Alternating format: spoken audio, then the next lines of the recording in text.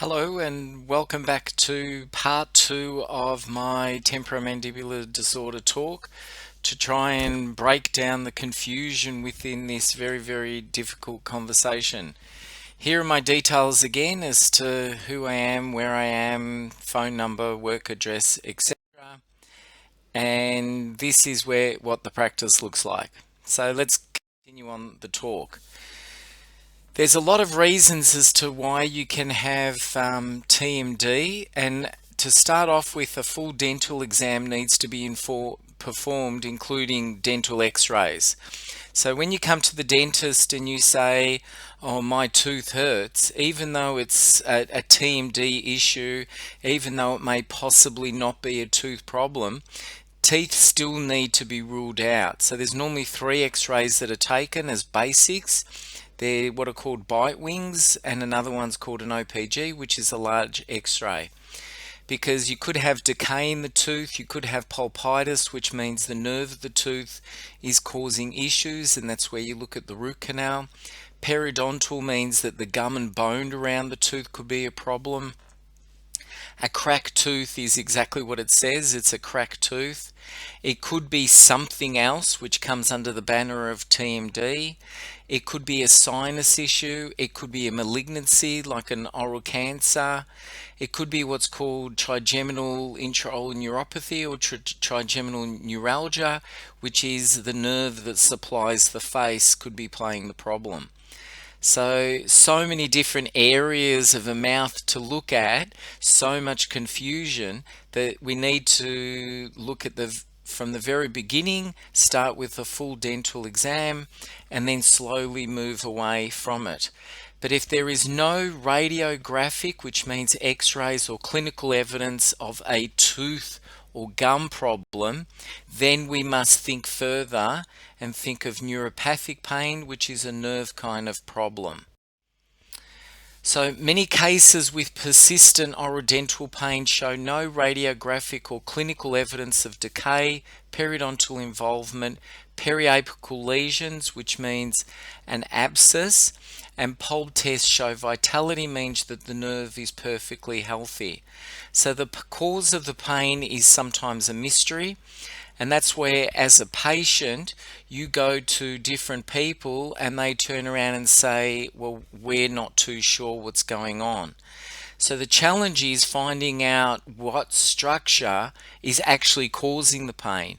Is it the teeth? Is it something within, the brain, or what actually is causing the problems?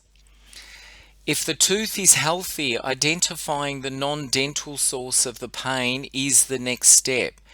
There are some symptoms that suggest the cause for pain might not be in teeth, and these include pain that is in several teeth, pain that moves from one tooth to another, pain that is tingling or has a burning quality or intensity. It occurs intermittently without provocation. It's related to other non-dental complaints and occurs when you touch a certain area of your head and neck. Another good thing is where someone comes in and says the pain one day is on the right hand side, but then the next day it's on the left hand side. Normally when the pain moves around, makes a big suggestion that maybe it isn't the teeth that are causing your problems. If the pain does not disappear when the dental structures are anesthetized, or if they have had one or more reasonable dental treatments and the pain still persists, it is possible that the source of your problem is not in the teeth. So stop looking at the teeth, and you and the dentist must start investigating further. There are too many teeth that root canals have been started, or the root canal's been done and then the tooth gets extracted, and they are done for no reason whatsoever, because patients are sometimes so adamant that it is a tooth that the dentist starts a root canal or extracts the tooth, and then the pain still persists. Dentists are taught that if they cannot see something, then do not treat it. Patient persistence can be an issue. Now, we cannot blame the patient, because you come in and see us and you say that your tooth is is hurting you. It's hurting you non-stop. So as a dentist, they look at dental problems and they listen to what you're saying.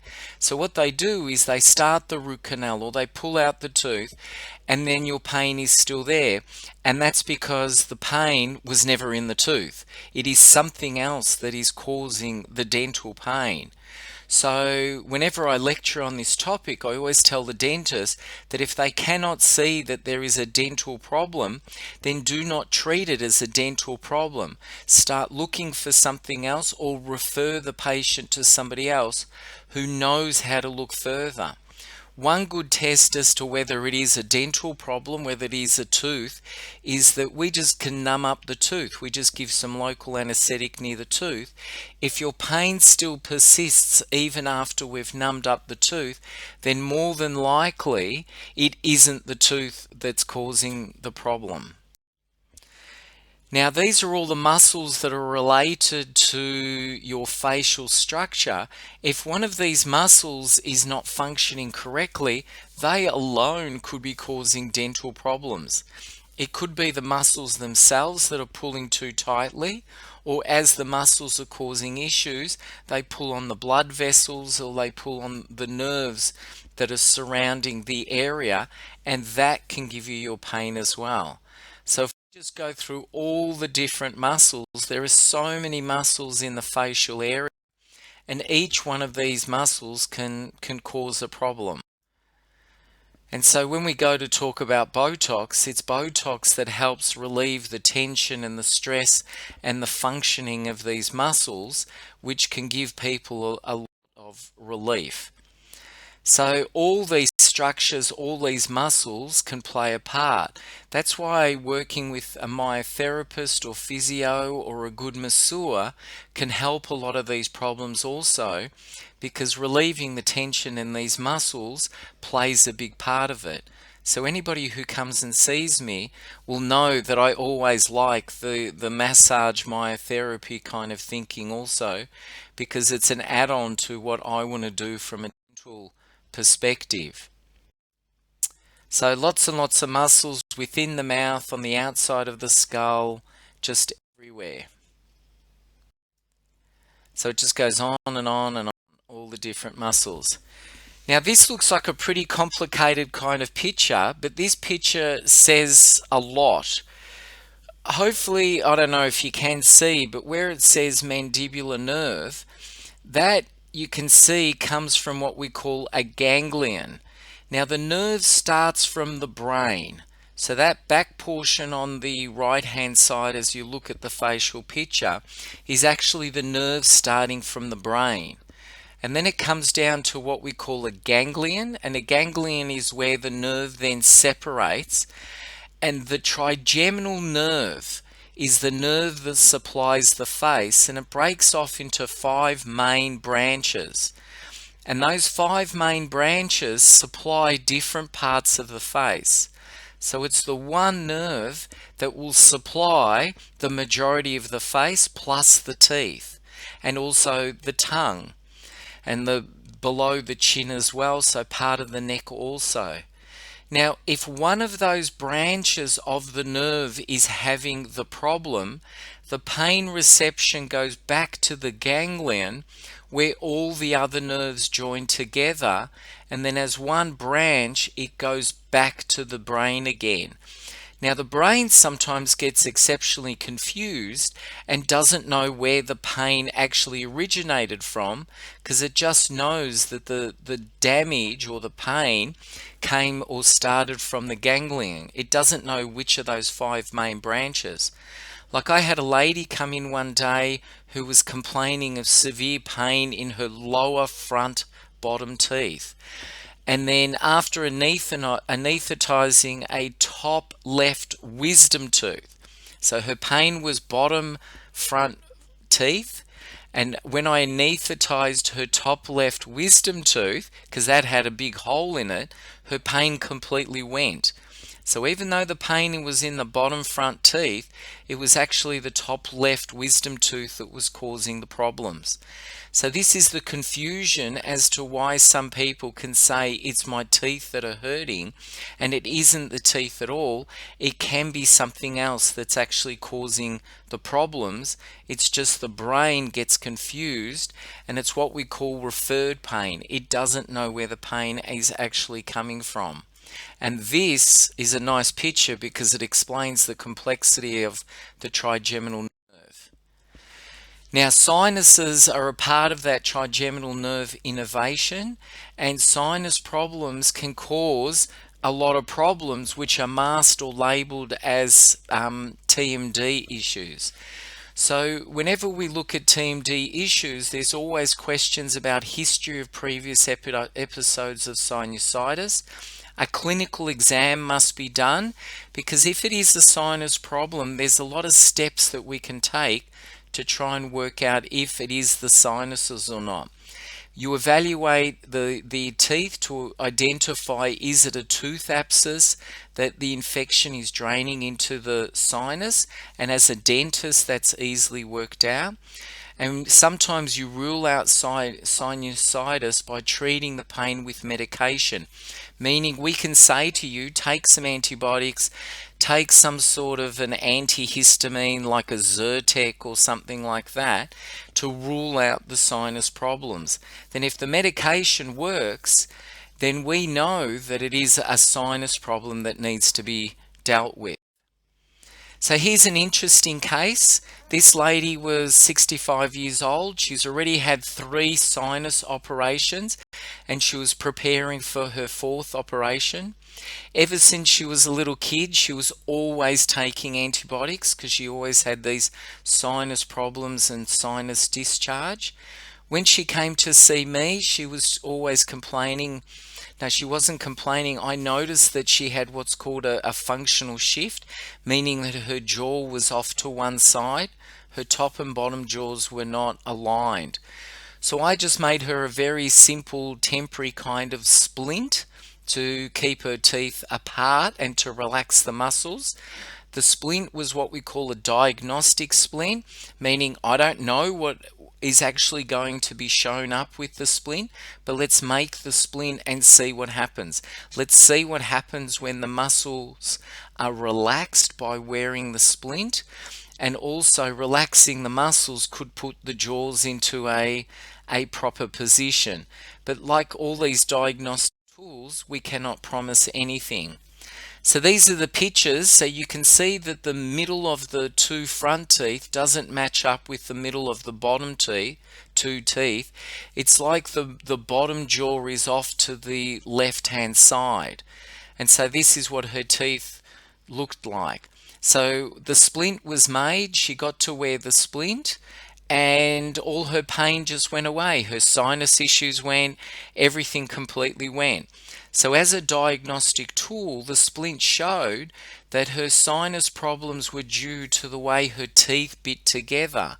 Because if the jaw's going off to one side every single time you talk and you eat, then the sinuses will struggle to drain properly. Now that's a very simple complication or explanation, but what the splint got to show here as a diagnostic tool is the way this person's teeth bit together was actually the problem, because the sinuses couldn't drain properly as the jaw was off to one side. So braces was done. Again, you cannot promise anything, but after wearing the splint and having very good results with the splint, you know that not only will she end up with a lovely, nice, straight smile, there's a good chance that her TMD issues, her sinus issues will probably go away, and that's the result that we did have with this case. So someone who presented with sinus problems, it actually ended up being an orthodontic issue. And you can see it starts getting complicated. Here's just another x-ray. From this x-ray you can see the the darkish black spot is the sinuses, but the side, the equivalent on the other side, isn't darkish and black, which means that she's got a bad sinus problem, and that sinus is just completely filled in. So simple x-rays that we can take in the dentist clinic can work out some of these issues. There's other reasons for salivary gland problems. There's infections, there's stones, there's tumours, and there's other diseases as well. So AIDS can be a problem, and there's other diseases called Sjogren's syndrome, diabetes plays a problem, etc. So sinuses definitely need to be ruled out whenever we're looking for TMD issues. This is another person that was referred to me. This person had a lot of sinus issues and had been given 3 scripts of antibiotics, but the issue never went away. Now, I know it's hard for a general person to look at these x-rays, but we have what are called 2D x-rays, which is just our normal x-rays, and we have 3D x-rays, which are like the CAT scan kind of images that many dental clinics can now take. And in the 3D image, you can see the blackness around the roots of the teeth. And this wasn't a sinus issue. This was somebody who had a dental abscess around the tooth. Now, I can tell you from the fillings, there's no problems with the tooth. There's no holes in the tooth or anything. So you've got to start questioning, why did this tooth become abscessed? And what was the reason why it became abscessed? Was this person was a grinder or clencher? They did it quite badly, and most of us do it at night times when we don't even realize we're doing it.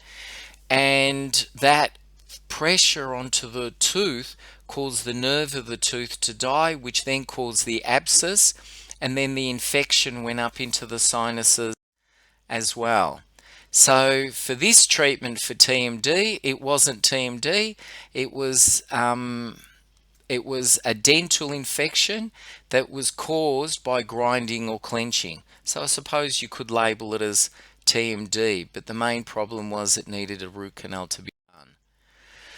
So trigeminal neuralgia, this is also a difficult topic, but there's certain issues that are very classical for trigeminal neuralgia, and one of them is sharp jabbing pain in a certain area of the nerve division. Remember, there's 5 nerve divisions of the trigeminal nerve.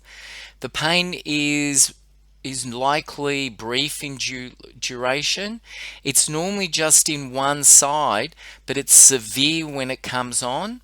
There's no local cause, so the kind of pain that people experiencing here, when dental x-rays are taken to see if it's a dental issue or other tests are done, there's no dental problems that can relate to the severity of the pain. And the pain is triggered by minor stimulation. Like some people say, I can't let my children touch me, I can't let my grandchildren touch me, or when I comb my hair I have severe pain, or when I touch my own face it triggers pain. So these kind of things make us think more of a trigeminal neuralgia kind of symptoms, especially when there's no dental causes being shown.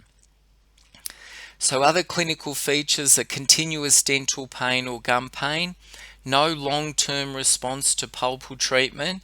So even if people are having root canals started, their pain is still there.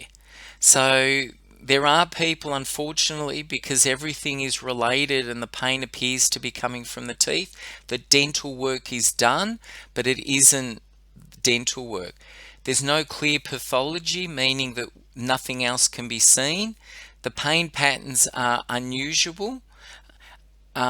We can give local anesthetic, like we can numb up a tooth that is causing a lot of pain, but when we numb up the tooth, the pain is still there. And that's a great indicator that it's not a tooth. Stress normally makes the pain worse as well. And for trigeminal neuralgia, in a lot of these cases, it is medication that can be the treatment here. I've taken you through a few more issues that are related around the topic of TMD you can see that it's not as easy as what you think diagnosing, because there's sinus issues, there's the complexity of the muscles, there's the nerve innervation of the trigeminal nerve. So it is a complicated topic. So I look forward, or hopefully you look forward to listening to part 3, where we continue the conversation